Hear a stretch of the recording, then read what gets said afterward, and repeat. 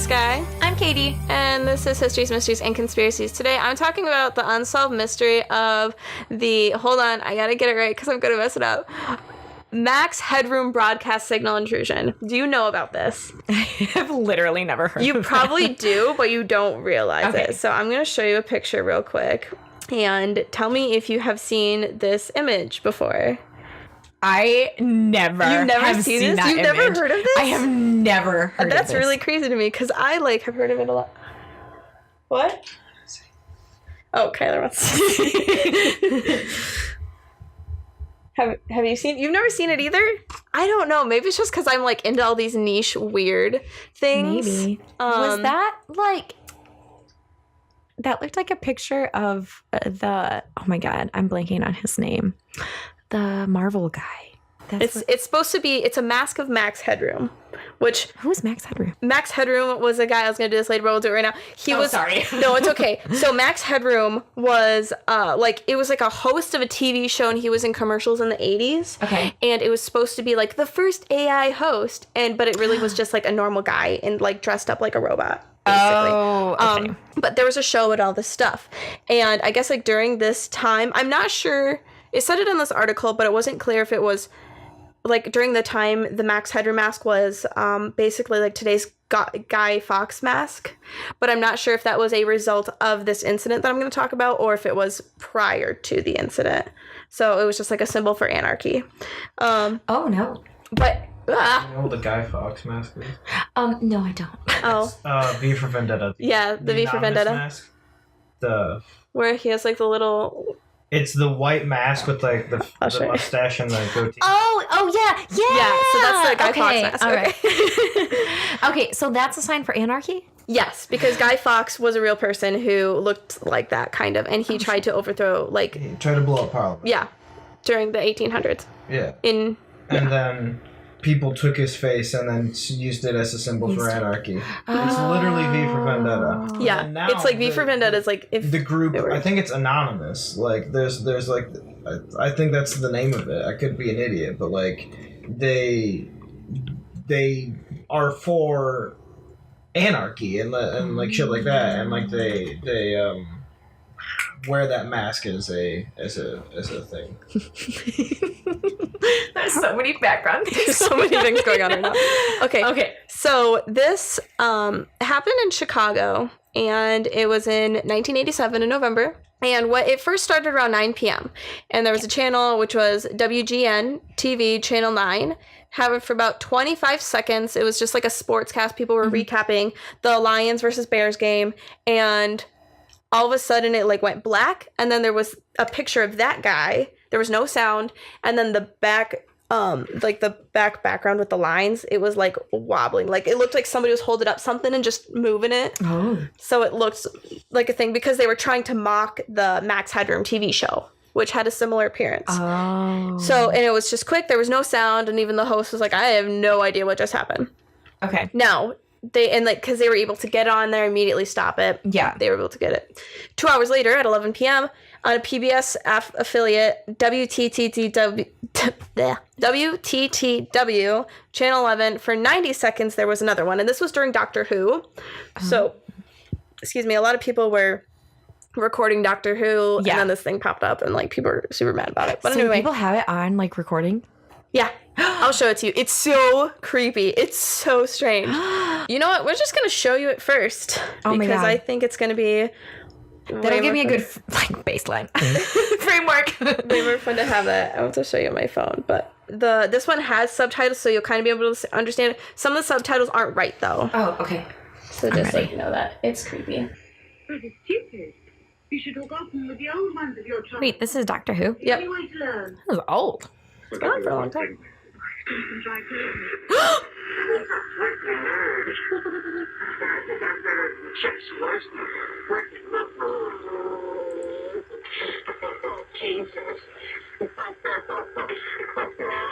Oh my God.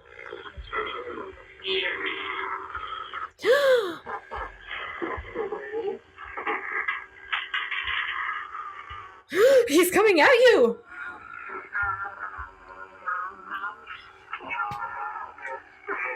What is wrong? Oh my God. Isn't it weird? What is happening?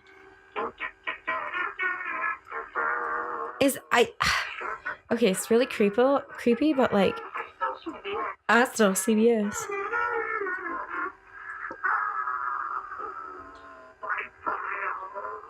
My files? What?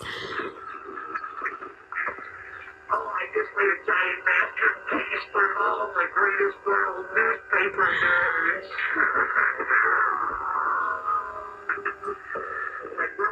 Where was the other one? What the hell?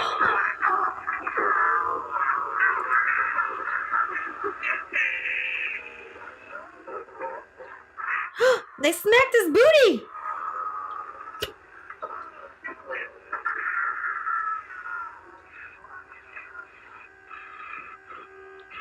What the hell? So weird. What the hell? Okay, so I feel like my initial reaction is like I stopped breathing. Like, imagine just watching Doctor Who and then that pops on TV. Like, holy shit. What the hell? Yep. Oh my god. I need to like process this. But also, okay, like how easy was it to do a prank in 1986? So I'll talk about it in this article. Oh yeah, so my source for this is from Motherboard, which is like a part of Vice.com. But let me talk about the Intrusion first for those people who haven't watched it. First of all, you should watch it because it's creepy. God. Like, even if you just like, I read all the descriptions first before I watched it, and it didn't even prepare me for how insane it is and how creepy. You were like talking about it, and I was like, okay, so he pops up on the screen, like whatever. Like his voice is so creepy. It messes with you, yeah. Oh my god. So he says he's a freaking nerd, and I think I'm better than that Chuck Swirsky, freaking liberal, referring to the Chicago Bulls announcer, who was at that time WGN's radio's go-to sportscaster. And a lot of what he says is like an attack on WGN. Right. Yeah, so the Catch the Wave, Max Headroom was known for being a, like, what is the term? Like the spokesperson? Yes, spokesperson for Coke at the time. Catch the Wave, which was the new Coke slogan. So that's why he said that. Oh. And then he hums the theme to the 1960s TV cartoon Clutch Cargo. He starts singing Your Love is Fading. And then he had this like thing that was like a rubber penis, or it just looks like a little like rubber. Is that what that was? Yeah. And he like puts it on his metal finger and like kind of like it half flips off the camera. Like he has like two fingers up, but it looks like he started like trying to flip off the camera. Yeah. And so he says, Your love is fading. And then he throws it on the floor, the rubber thing, and he says, I still see the X, which some people say he was saying I steal CBS, but he was saying I still see the X, which was a reference to the episode of Clutch Cargo. And then he said, I just made a giant masterpiece for all the greatest world newspaper nerds, which WGN stands for World's Greatest Newspaper. And it was borrowed from the early days of the Chicago Tribune, which that newspaper also owned the station. Gotcha. Then it goes to him, like, which is when you're like, he smacked his booty. So he was like bent over, and he had the mask like on his side facing the camera next to his butt, and the like rubber thing, whatever it was, a penis, and like another article said it was a finger, but the phallic object in the mouth of the mask. Well, I love the description in this article, though. A woman lazily spanks his ass with a fly swatter. It was lazily. And she was wearing, and like, some people say it was a man, some people say it was a woman. They're wearing a maid's outfit as well. And then he said, they're coming to get me, and come and get me, bitch, is what he screamed. Yeah. And then the funny thing was, when it went back to the Doctor Who, where it resumed, it said, as far as I can tell, the doctor observed a massive electric shock. He must have died instantly. Which is just like so strange. Oh my god. So they immediately, like, by the time they started looking for what was happening, the whole incident was over. So yeah, so people just kept calling all these stations trying to figure out what was happening. And people, like, some people were just super mad, some people just thought it was hilarious and all this stuff. The FBI got involved and the FCC, and they told people that there's a maximum penalty of $100,000 and a year in jail, or both, for anybody who do that. So they were just trying to, like, tell people, like, stop. Don't try to do this, okay? And they had previous it's called, the official term is a broadcast signal intrusion, but other people call it a hacking. Yeah. They had previous hackings that happened before, but they were able to find the people pretty much immediately. Yeah. But this one was the one thing that, like, they still today don't know who did this. They don't know who did that? Nope. Oh my God. I'm not sure if this article asked people, but they looked into, like, what happened right after, and the head man in Chicago at the time, and this is what, according to an FCC investigator, said, "What am I supposed to do? You have the video, go to the place where you think it was filmed." Like, they didn't know really what to do it. So what they do is, to find a signal hijacker, they start with their physical locations to know where the hijack began, and they have to know the path that the signal was taking to where it got hijacked. So in order to spread the signals across the TV networks in the city, they had to go to the respective studios and to the high-powered transmitters on top of buildings. Okay. So for this one, it's called the Studio Transmitter Link, or STL. Okay. Now, in this, the theory goes like this, that the hacker managed to overpower the microwaves of the STL, which sat vulnerable to attack on a frequency that wouldn't have been too hard to find, as they were being sent to receivers atop the John Hancock Building and the Sears Tower. Okay. The intruders would have simply had to switch their transmission equipment at a high enough location, probably like an apartment or a rooftop, at a place between the two studios and their downtown transmitters, somewhere on the north or northwest sides of Chicago. From there, they could blast the skyscraper receivers with high-powered microwave frequencies, and by overriding the studio signals, they could trick the transmitters into sending out their own signal. They don't think that they used sophisticated or costly equipment, or that it was even very large equipment. So they think that just like some random person did this? Yeah, so they said that it could have cost a lot of money, but it wasn't like the top of the market. Like, they could have just found it on an amateur radio market. Okay. Basically. And it wasn't gonna, like, so it was kind of like tricky to find too, because it wasn't like high quality. Right. There was not a lot of stuff to track it.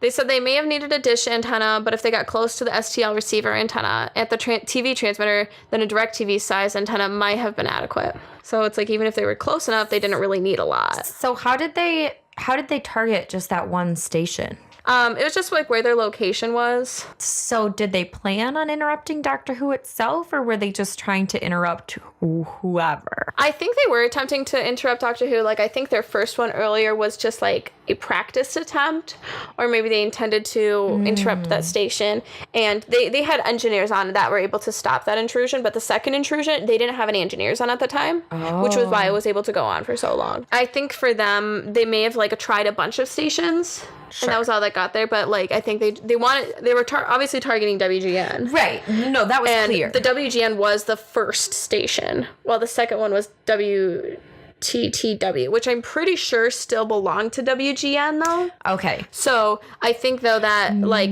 they were targeting WGN first, and when they realized that wasn't going to happen, they went to a smaller one. Yeah. Who was still owned by WGN. Yes. That's what I believe. I wasn't expecting it to go on for so long. I know, right? It's that like went a minute on for and a half. Very long time. Like literally, I just keep remembering it, and I'm getting goosebumps right now. That was so creepy weird as fuck.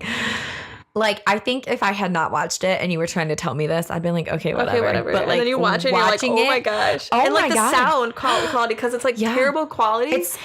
I don't like that he had a mask on. Yeah. Well, and then the thing in the background, it looks like a metal shingle just like twirling back and forth.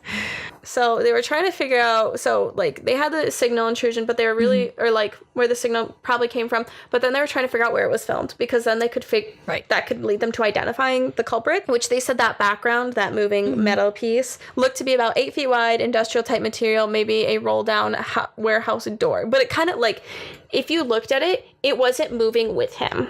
So it didn't, to me, look like they had the camera and they were just moving the camera back and forth. It looked like they were moving the background back and forth. I would agree with that. It looked like the background was moving independently of him. Yep. The camera stayed steady the whole time. He could have been on a chair and doing something weird, but like... Right. No, I think the camera stayed steady the whole time. Yeah. Almost like it was on a tripod. Mm-hmm. Yeah. They know at least 2 people involved, obviously, because of this faking thing, but they don't know any more than that. Right. So they were looking to like warehouses. They had tips from people who worked in warehouses.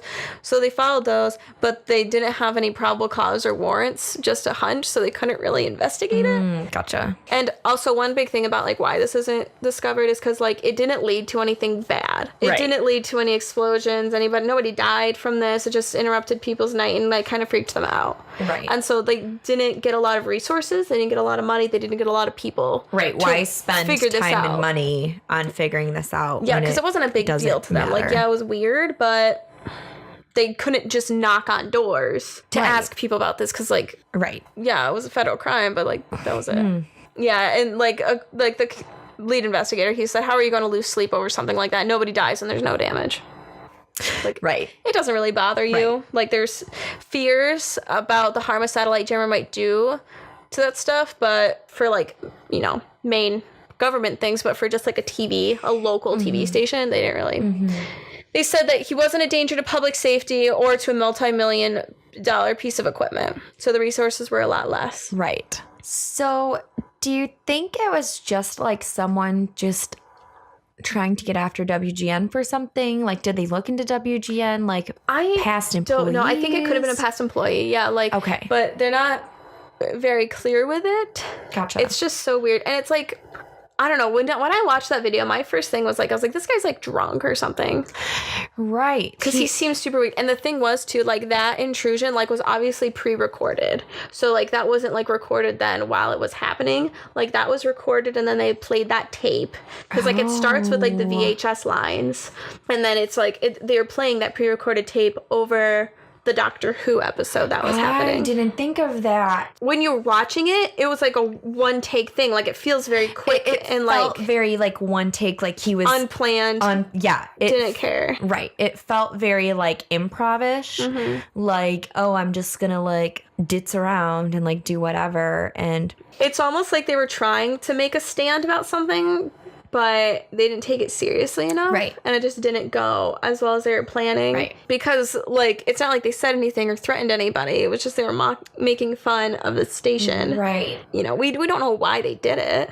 And it was just weird. Like, honestly, like, it does look like somebody who's drunk messing around with his friends, recording a dumb video. Max Headroom, the character of Max Headroom, is supposed to be a parody on, and, like, a commentary on, like TV shows at that time and like news networks and stuff like that. Sure. So the original one is already supposed to be a parody. Yeah. And that's when he was wearing the mask for him. And it was even a parody on that.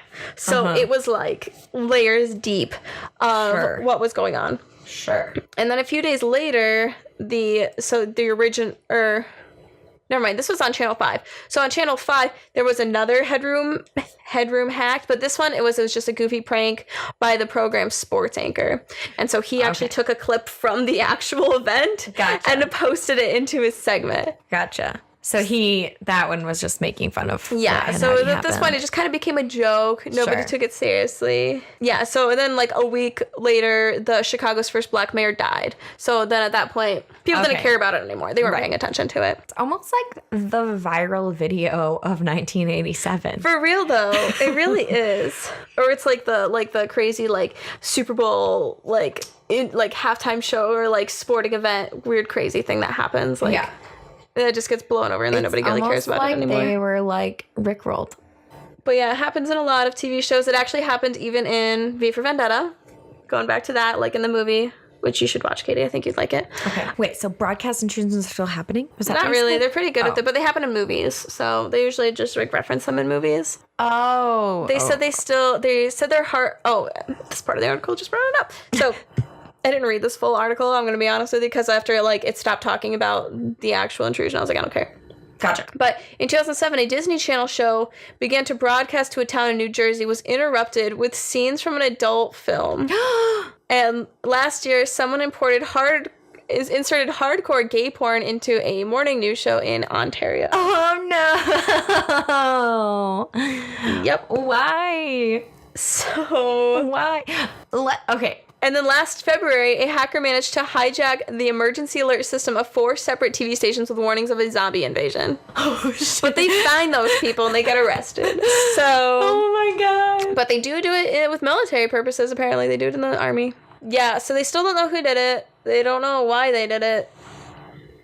it took them forever to even figure out what they were saying. Because, like, if you looked at the subtitles on the original one, they thought they were saying that, which is a lot different. Like, I stole CBS is a lot different than I still see the X, referencing a TV show. Right. Well, I stole CBS, literally, so that was the subtitle, and that's what I heard, because the subtitle was there. And so everybody was like, oh, what does this mean? I stole CBS, and they're dwelling on that, and then it's like, that's not even what he said. Well, and they're like, oh my God, we need to, like, go help CBS. Yeah. Like, we need to protect CBS. He's at CBS. We need to look at all the employees of CBS. So I have developed a theory. Okay, what is your theory? I think that it is a disgruntled employee or disgruntled past employee who was just messing around with his friends and was like, oh my God, I'm gonna be this person and da-da-da. And, you know, like what people do when they're drunk and they're stupid.